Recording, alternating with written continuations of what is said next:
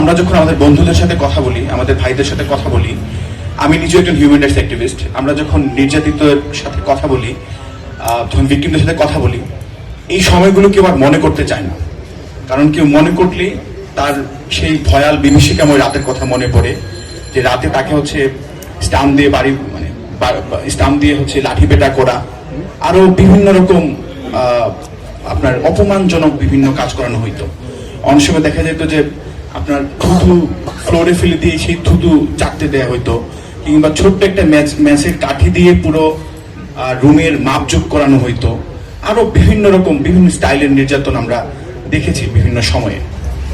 আমি 2020-21 সেশনের শিক্ষার্থী, আন্তর্জাতিক সম্পর্ক বিভাগে। আমাদের ক্লাস শুরু হয় 2022 সালের 16 জানুয়ারি। 2022 সালের 21 জানুয়ারি আমাদের বিজয় একাত্তর হলে সাংবাদিকতা বিভাগের আমার এক বন্ধুকে গেস্ট রুমে ভীষণভাবে নির্যাতিত করা হয় এবং সে সাথে সাথে সেন্সলেস হয়ে পড়ে।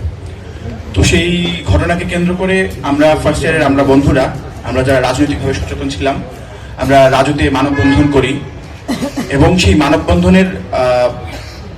মানববন্ধনের সঞ্চালক ছিলাম আমি। তো তখন থেকে আমি ছাত্রলীগ, এনএসআই সহ রাষ্ট্রীয় বিভিন্ন রাষ্ট্রযন্ত্রের টার্গেটে পরিণত হই এবং এর পরবর্তী 1 বছর আমাকে সার্ভেলেন্সের ভিতর দিয়ে রাখা হয়। আমাকে বারবার বিভিন্ন সময় এনএসআই এর বিভিন্ন অথরিটি আমাকে কল দিত